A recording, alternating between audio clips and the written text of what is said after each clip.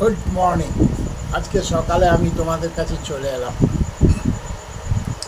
সকালের ব্রেকফাস্ট।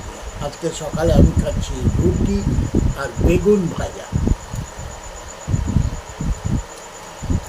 সকালবেলা অনুপমা এটাই আমাদের করে দিয়েছে। তা এটা খেয়ে আমি এখন বেরোবো। তা অনেক দিন তোমাদের কাছে আসা হয়নি। তা বলো, কেমন আছো তোমরা সবাই? নিশ্চয়ই ভালো আছো, ভালো থাকো। তো এখন অনুপমা এখন রান্নাঘরে রয়েছে, চা করছে। এরপরে চা খাবো। তো আমার চা চলে এসছে, এই যে চা রেখেছে, দেখতে পাচ্ছ।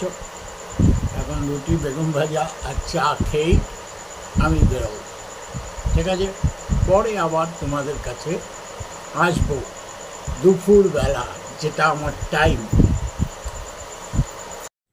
তো সকালের চা খেয়ে আর চা মুড়ি খেলাম। চা মুড়ি খেয়ে ব্রেকফাস্ট করে একটু বেরিয়েছিলাম, এই জন্যই জামা কাপড় পরা। তো এসে এখন ঘর মুছবো ভেবেছি, একেবারে এই জামা কাপড়ই ঘরটা মুছে নেব, তারপরেই আর কি রান্না বান্না শুরু করব। তো শুধু ভাত হয়ে গেছে আমার। আর আজকে দেখি কি রান্না করি, এখনো ঠিক করতে পারিনি। কিন্তু রেশন আনতে গেছিলাম, কিন্তু রেশন পেলাম না, একটু দেরি হয়ে গেছে যেতে। কারণ হেঁটে আজকে একটাও অটো টোটো কিছুই পাইনি।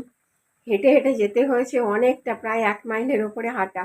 আর এই রোদের মধ্যে যতই ছাতা থাকুক, তো কিছু করার নেই, ঘেমে পুরো স্নান করে গেছি।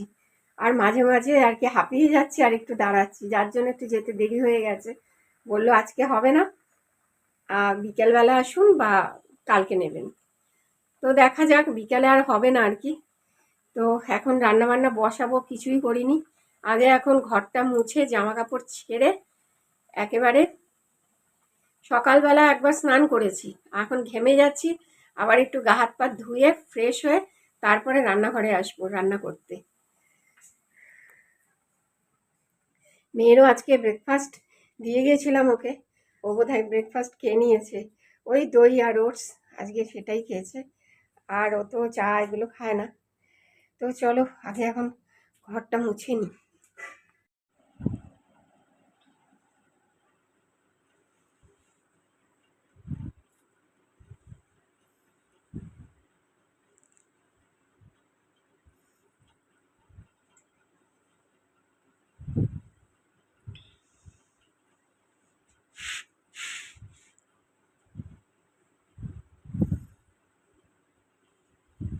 তো দুপুরবেলা আমি চলে এসেছি বাড়িতে, এখন লাঞ্চ সারবো। আজকে একটু খাটাখাটনিটা বেশি হয়েছে, শরীরটা ম্যাচ ম্যাচ করছে। যাই হোক, আজকের লাঞ্চ মেনু কী আছে তোমাদের একটু অবশ্যই দেখিয়ে দিই। তো ভাত অ্যাজ ইট ইজ প্রতিদিনের ন্যায়। এখানে আছে ডাল, মুসুরির ডাল আজকে। আর সকালে একটু বাজারে গেছিলাম, তো একটু পার্শে মাছ পেলাম, বড় বড় পার্শে, তাই নিয়ে এলাম। তো এই হচ্ছে আমাদের আজকের লাঞ্চ মেনু। তো এখন লাঞ্চ সারতে বসে পড়ি আর কি, আর তো কোনো কাজ নাই। আমি একটা দারুণ অফার পেয়েছি চাকরির, যদিও সেটা অফিসে গিয়ে কাজ করতে হবে। তো মানে খুব ভালো অফার।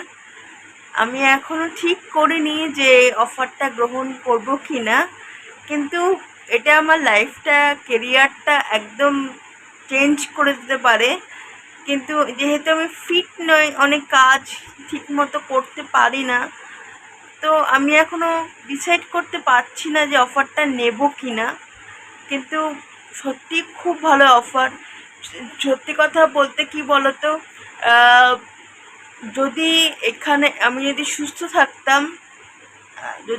থাকতাম আর কি, তাহলে অফারটা আমি অ্যাকসেপ্ট করে নিতাম। যদি আমি প্যারালাইজ না হতাম, নিজের কাজগুলো যদি নিজেই করতে পারতাম, তাহলে অফারটা নিয়ে নিতাম। আমি দ্বিতীয়বার ভাবতাম না। এই অফারটা আমি পেয়েছি কোন কোম্পানি থেকে সেটাও বলে দিচ্ছি তোমাদেরকে। কোম্পানিটার নাম হচ্ছে, হয়তো অনেকেই চিনবে, এটা হচ্ছে আমেরিকান এক্সপ্রেস থেকে।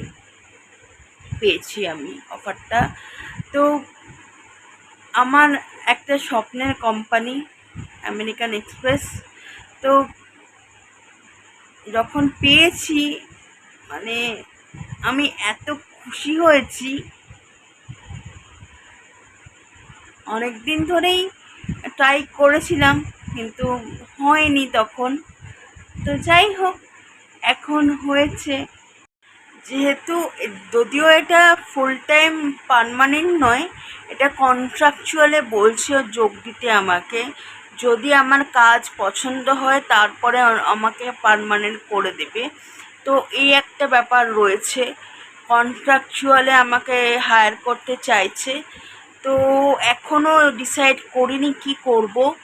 তোমাদের একটু যে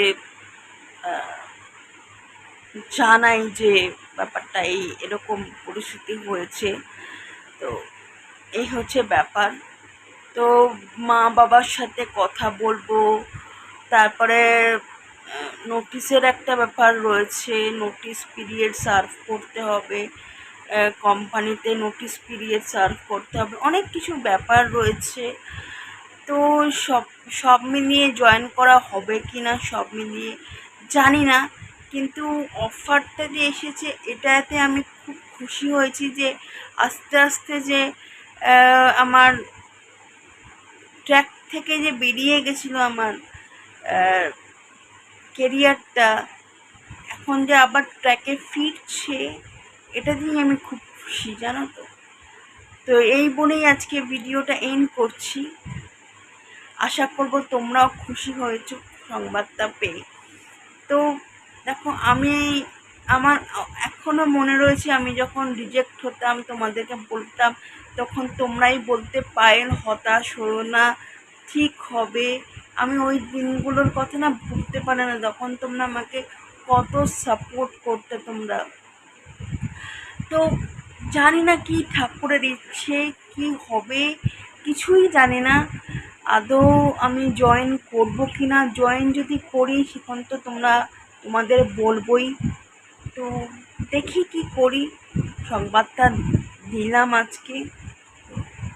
এখানেই ভিডিওটা এন্ড করছি আজকে।